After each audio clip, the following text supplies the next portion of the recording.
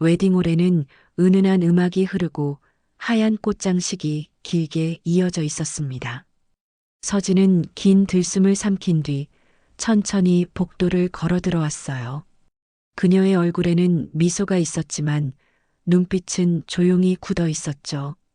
신랑 지우는 미소를 지으며 손을 내밀었고 서진은 그 손을 가볍게 잡았습니다. 하객들은 박수를 쳤지만 그 안에는 호기심 섞인 시선도 뒤섞여 있었어요. 박명희는 얇은 미소를 지으며 속삭였습니다. 신부 부모님은 아직도 안 오신 거니? 지우가 작게 말했죠. 어머니, 곧 오실 거예요. 하지만 박명희는 대답하지 않은 채 손가락으로 한번 팔걸이를 두드렸습니다. 주례사의 말이 이어지고 두 사람은 서양문을 마쳤습니다. 박수 소리 속에서도 박명희는 박수를 치며 눈길을 신부 쪽으로만 두었어요. 옆자리에 앉은 친척이 작은 목소리로 말했죠. 신부 쪽 집안이 조용하네. 그러게. 혼주도 안 보이고. 그 말은 작은 웅성임이 되어 뒤쪽 자리로 번졌습니다. 결혼식이 끝난 뒤 가족 대기실에서 짧은 인사가 오갔습니다. 박명희는 정돈된 목소리로 말했죠. 우리 집안 분위기에 익숙해지는데 시간이 좀 필요할 거예요. 서진은 미소로 답했습니다. 잘 배우겠습니다. 그러나 그 미소 뒤에서 그녀의 손끝은 꽉 모아 쥐어져 있었습니다. 신혼집에 도착했을 때는 이미 해가 저물고 있었어요. 박명희는 집안을 한 바퀴 둘러보고는 말했다요. 생각보다 깔끔하네. 근데 장롱은 너무 작지 않니? 지우가 어색하게 웃으며 대답했습니다. 둘이 살기엔 충분하죠. 그래도 집안 사람 들어올 일도 있을 텐데 체면은 있어야지. 박명희가 돌아간 뒤 현관문이 닫히자마자 공기는 조용히 가라앉았습니다. 지우는 서진을 바라보며 조심스럽게 말했어요. 오늘 너무 힘들었지? 괜찮아요. 아직 시작인걸요. 서진은 짐을 정리하며 창문 바깥 어두운 골목을 바라보았습니다. 눈빛은 차분했지만 어딘가 깊은 곳에서 식지 않은 긴장이 남아 있었어요. 방 안엔 조명이 하나 켜져 있었고 그 빛 아래에서 서진은 조용히 숨을 고르며 마음을 다잡았습니다. 누구도 알지 못한 신분과 이름은 여전히 잠겨 있었지만 그날의 공기는 분명 작은 금이 가기 시작했음을 알리고 있었어요. 주말 오전 서진과 지우는 시댁 식사에 맞춰 일찍 집을 나섰습니다. 시댁 식탁에는 이미 여러 반찬이 차려져 있었고 작은아버지와 큰어머니, 사촌 지민까지 자리에 앉아 있었습니다. 박명희는 인사도 없이 말했어요. 왔으면 앞치마부터 두르고 부엌으로 가봐. 서진은 고개를 숙이고 조용히 알겠습니다라고 말한 뒤 부엌으로 향했습니다. 부엌에는 손질되지 않은 채소, 미역국 냄비, 조리도구들이 뒤섞인 채 놓여 있었어요. 서진이 전을 부치려 준비하자 박명희는 뒤에서 지켜보다가 낮은 목소리로 말했죠. 기름 온도도 못 맞추니? 친정에서는 이런 것도 안 가르쳤나 봐. 서진은 잠시 손을 멈췄다가 죄송해요. 다시 하겠습니다라고 말하며 전을 뒤집었습니다. 부엌 바로 옆에서는 사촌 지민이 걱정스러운 눈빛을 보냈지만 박명희의 시선을 느끼고 조용히 고개를 돌렸어요. 상 위에 음식이 다 놓였을 때 모두가 자리에 앉았습니다. 식사가 시작되자 박명희가 젓가락을 내려놓으며 말했어요. 젓가락 방향도 거꾸로 놨네. 기본이 안 되어 있으면 배우면 돼야 하는데. 큰어머니가 분위기를 바꾸려 조용히 말했죠. 처음이라 실수할 수도 있지 않나요? 하지만 박명희는 눈길도 주지 않은 채 다시 말을 이었습니다. 이런 건 처음이라서가 아니라 배운 게 없어서 그래요. 지우는 눈치를 보며 서진 쪽을 바라보다가 조심스럽게 말했어요. 엄마, 그냥 넘어가면 안 될까? 음식 다 맛있는데. 박명희는 젓가락을 탁 내려놓으며 짧게 말했죠. 너는 조용히 밥이나 먹어. 식탁은 조용해졌고 누군가는 일부러 수저 소리를 작게 내며 식사를 이어갔습니다. 서진은 고개를 숙이고 밥을 뜨며 숨을 고르고 있었어요. 그 모습을 본 시아버지 한태성은 짧게 한숨을 내쉬었지만 아무 말도 하지 않았습니다. 식사가 끝나자마자 박명희는 말했죠. 설거지는 내가 해. 큰 방에 손님 있으니까 조용히 하고. 부엌으로 들어온 서진은 조용히 수도를 틀고 그릇을 씻었습니다. 손끝은 떨렸지만 표정은 크게 변하지 않았어요. 그때 옆에 있던 작은아버지가 낮게 말했죠. 힘들면 말해도 돼. 서진은 고개를 저으며 조용히 대답했습니다. 괜찮아요. 제가 할 일이니까요. 좁은 부엌에 그릇 부딪히는 소리와 물 흐르는 소리만 남아 있었습니다. 그 순간 아무도 크게 소리치지 않았지만 이 집안에서 힘이 어디로 흐르는지는 분명히 드러나고 있었어요. 퇴근 후 서진은 지친 몸을 이끌고 시댁으로 향했습니다. 집안에는 제사 준비를 위한 재료들이 널려 있었고 박명희는 서진을 보자마자 시계를 확인하며 말했어요. 벌써 이렇게 늦었니? 음식 다 식기 전에 손부터 움직여. 서진은 가볍게 고개를 숙인 뒤 겉옷을 벗고 조용히 부엌으로 들어갔습니다. 부엌 테이블에는 다듬지 않은 채소와 씻지 않은 생선이 그대로 놓여 있었어요. 서진이 재료를 손질하자 박명희가 뒤에서 덧붙였습니다. 회사 일은 그렇게 열심히 하면서 집안일은 왜 이렇게 느리니? 죄송해요. 더 빨리 할게요. 짧은 대답 뒤에도 서진의 손놀림은 단단히 굳어 있었고 채소를 써는 칼끝이 미세하게 떨렸습니다. 그날 밤 서진은 설거지까지 마친 후 노트북을 열어 회사 자료를 정리했습니다. 지우가 다가와 조심스럽게 말했어요. 회사 일도 힘든데 오늘은 그냥 쉬면 안 될까? 서진은 고개를 저으며 대답했죠. 발표 준비가 남았어요. 내일까지 끝내야 해요. 그러나 그 말이 끝나기도 전에 박명희가 거실에서 서류 뭉치를 들고 나타났습니다. 이번 달 생활비 내역이야. 앞으로 지출은 나한테 먼저 확인받고 써. 며느리가 집 살림을 알아야 하잖니. 지우가 당황해 말했어요. 엄마, 그건 너무. 너는 빠져 있어. 이건 며느리와 시어머니가 알아야 할 일이니까. 박명희는 서진에게 서류를 넘겼고 서진은 말없이 그것을 받아들었습니다. 밤이 깊어지자 서진은 신혼집으로 돌아와 소파에 앉았습니다. 흰 불빛 아래에서 그녀의 눈은 빨갛게 충혈되어 있었지만 울지 않았어요. 지우가 다시 다가와 낮은 목소리로 말했습니다. 서진아, 힘들면 말해도 돼. 서진은 잠시 숨을 고르고 조용히 답했죠. 괜찮아요. 아직은 버틸 수 있어요. 그 말은 담담했지만 손등은 힘없이 무릎 위에서 떨리고 있었습니다. 주변은 고요했지만 마음속에서는 알 수 없는 균열이 조금씩 벌어지고 있었어요. 서진은 고개를 들어 천장을 바라보다가 천천히 눈을 감고 조용히 숨을 내쉬었습니다. 스스로 선택한 삶이었기에 아직은 버티겠다고 다짐했지만 어딘가에서 조용히 무언가가 흔들리고 있었어요. 초겨울 바람이 불던 저녁 서진은 퇴근하자마자 시댁으로 향했습니다.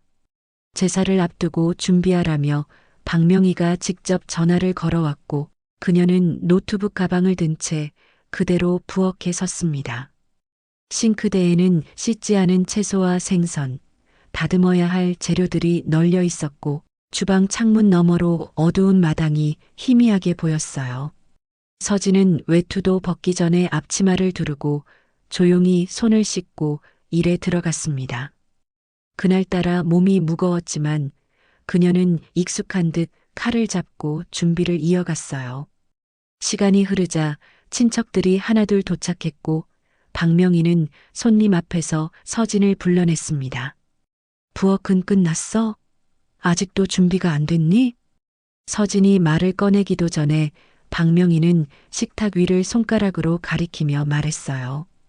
이 집 체면 생각하면 좀 더 신경 써야 하는 거 아니니? 식탁에는 잠시 정적이 흘렀고 친척들은 눈치만 보며 젓가락을 내려놓았습니다. 지우가 조심스럽게 말했죠. 엄마, 오늘 회사에서도. 하지만 박명희는 그의 말을 자르며 차갑게 말했습니다. 집안일도 못하면서 무슨 회사 타령이니? 서진은 고개만 숙이고 다시 부엌 쪽으로 발걸음을 돌렸지만 손끝이 하얗게 질린 채 떨리고 있었어요. 밤이 깊어지고 제사 음식 대부분이 완성될 즈음 박명희는 다시 부엌에 들어왔습니다. 그녀는 갑자기 서진 손에 들린 칼을 빼앗더니 도마 위에 탁 내려놓았어요. 칼질도 이 모양이면 도대체 뭘 배운 거야? 칼날이 부딪히는 소리가 부엌을 울렸고 서진은 잠시 움직이지 못한 채 그 자리에 서 있었습니다.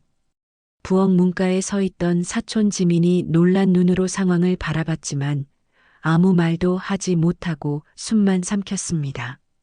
제사가 끝난 뒤에도 박명희는 거실로 서류철을 들고 나왔습니다. 이건 이번 달 지출 명세야. 다음 달부터는 살림은 내가 관리할 거니까 통장 가져와. 지우가 작은 목소리로 말했죠. 엄마, 그건 좀 조용히 해. 너도 가장이라면 집안 돈 흐름 정도는 알아야지. 거실 공기가 무겁게 가라앉은 채 시간이 흘렀습니다. 서진은 서류를 내려다보다가 천천히 고개를 들었습니다. 얼굴에는 감정이 없었지만 눈빛은 이전과 달라져 있었어요. 아무 말 없이 서류를 정리한 뒤 방으로 돌아가 노트북을 켰고 화면에는 H그룹 이사회 일정과 회장 건강 상태 보고 메일이 떠 있었습니다. 잠시 키보드 위에서 손이 멈췄지만 이내 그녀는 조용히 문을 닫고 메일에 답장을 입력했습니다. 그날 새벽 집안이 모두 잠든 시간에도 불은 꺼지지 않았어요. 서진은 책상 앞에 앉아 눈을 감았다가 천천히 뜨며 마음을 정리했죠. 감정이 아닌 계산된 결정이 자리하기 시작했고 그녀는 마지막으로 깊게 숨을 들이마셨습니다. 창밖에는 첫눈처럼 조용한 침묵이 내려앉았지만 서진의 이야기는 이제 방향을 바꾸기 시작했습니다. 아침 공기는 차가웠지만 H그룹 본사 앞은 이른 시간부터 긴장감으로 가득해 있었어요. 회장 윤도현의 쓰러짐 소식이 재계에 퍼지면서 임원 긴급회의가 소집되었고 서진에게도 참석 요청 메일이 전달되었습니다. 그녀는 평소와 다름없이 단정한 정장을 입고 회의실에 들어섰고 이미 자리한 임원들은 잠시 시선을 멈춰 그녀를 바라보았어요. 회의 테이블 위에는 차기 경영권 관련 안건이라는 문서가 놓여 있었고 이름 첫 줄에는 윤서진이 명확히 적혀 있었습니다. 서진은 아무 말 없이 펜을 들어 서명했고 그 순간부터 그녀의 이름은 공식적으로 상속자 명단에 기록되었죠. 그 시각 시댁에서는 다른 방식의 회의가 열리고 있었습니다. 박명희는 친척 2명과 함께 거실에 앉아 지우 명의로 대출을 받아가게 확장을 하자는 이야기를 이어갔어요. 서류는 거의 다 됐어. 사인만 하면 돼. 지우 이름이면 대출도 금방 나올 거고. 근데 집 담보는 확실한 거야? 작은 어머니가 조심스럽게 물었습니다.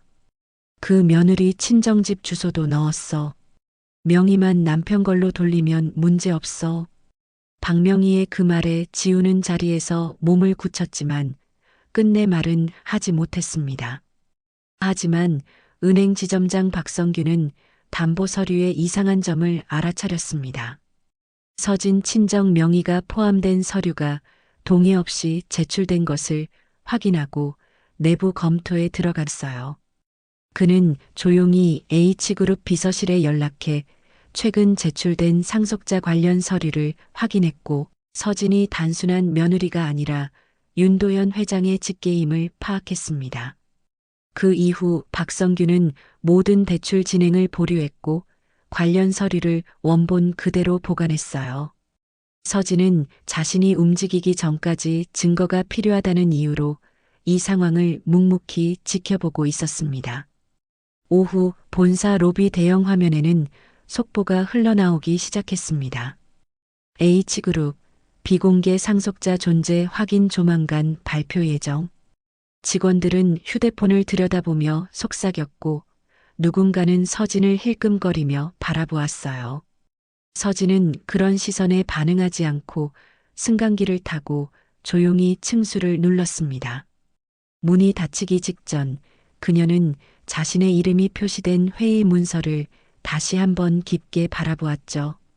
해가 지고 로비의 전광판에는 여전히 뉴스가 반복되고 있었어요. 서진은 차에 올라타며 조용히 속삭였습니다. 이제 시작입니다. 차 안은 고요했지만 그녀의 손끝에는 더 이상 떨림이 없었습니다. 담담한 얼굴 뒤에서 오래 묻어두었던 진짜 이름이 천천히 세상으로 올라오고 있었어요. 이사회 발표 하루 전 서진은 조용히 시댁 가족들에게 저녁 식사를 하자고 연락을 돌렸습니다. 이유를 묻는 가족들에게 따로 설명하지 않았고 박명희는 불안하면서도 체면 때문에 참석을 결정했어요.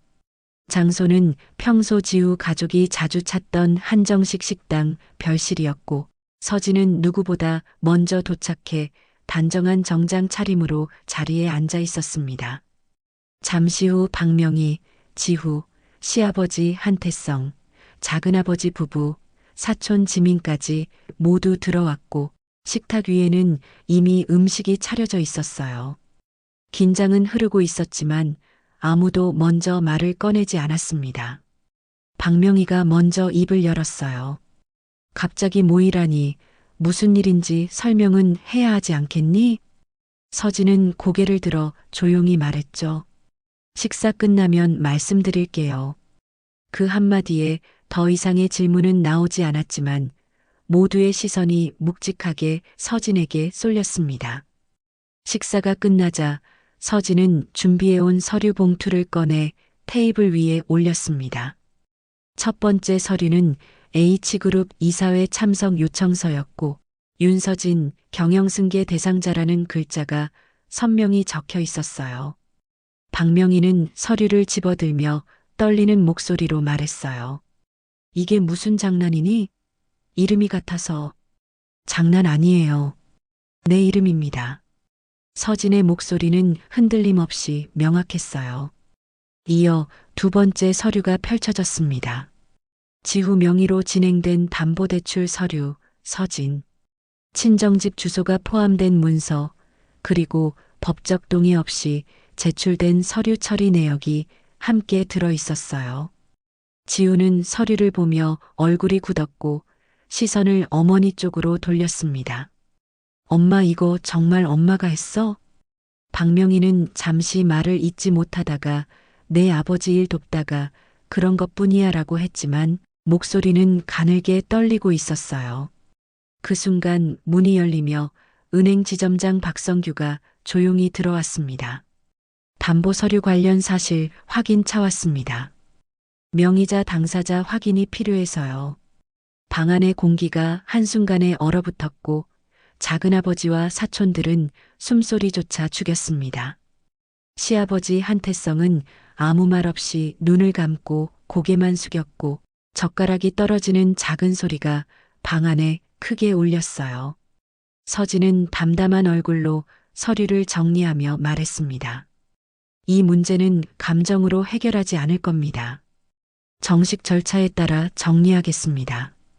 그 말에 누구도 쉽게 말을 잇지 못했고 박명희조차 입술을 깨문 채 고개를 떨구었어요.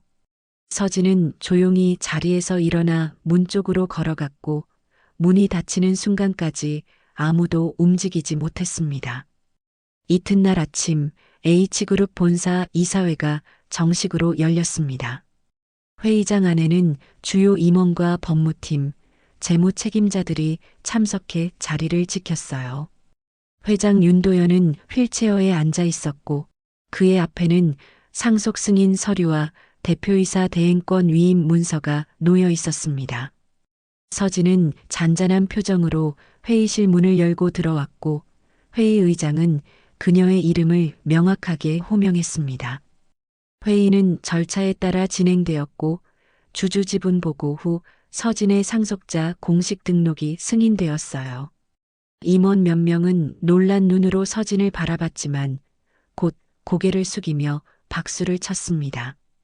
회장 윤도현은 단 한마디만 짧게 건넸습니다. 이제 내가 선택해라. 서진은 고개를 숙여 인사했고 더 이상 말하지 않았습니다. 회의가 끝난 뒤 회사 내부 시스템에도 윤서진 차기 경영권 승계자라는 문구가 조용히 등록되었어요. 같은 시간 시댁은 정적에 잠겨 있었습니다.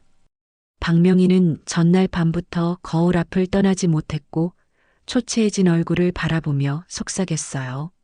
내가 뭘 그렇게 잘못한 거지? 시아버지 한태성은 그 옆에서 묵묵히 말했다요. 이제 내려놓을 건 내려놔야 해. 그러나 박명희는 끝내 고개를 들지 못했습니다.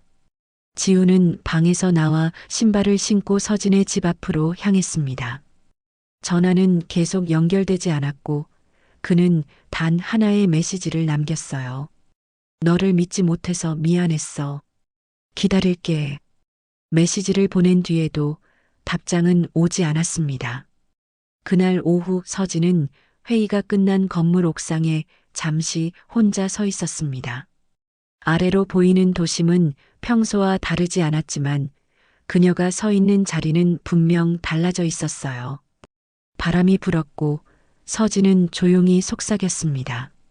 숨기던 이름은 끝났네요. 그 눈빛은 흔들리지 않았고 이제는 뒤를 돌아보지 않겠다는 결심만이 남아 있었어요.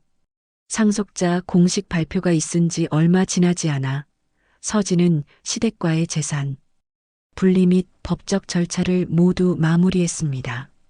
지우는 짐을 정리해 본가를 떠났고 작은 원룸에서 혼자 지내며 서진에게 연락을 남겼어요. 시간이 걸려도 괜찮아.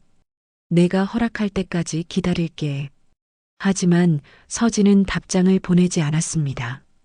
대신 메시지를 한번 읽고 조용히 화면을 껐습니다. 박명희는 명예 도용 문제와 담보 서류 처리로 인해 정신적 충격을 받았고 시아버지의 결정에 따라 요양병원에 입원했습니다. 병실 창가에 앉은 그녀는 며느리를 멸시하던 자신의 말과 행동을 되새기며 아무 말 없이 눈을 감았어요.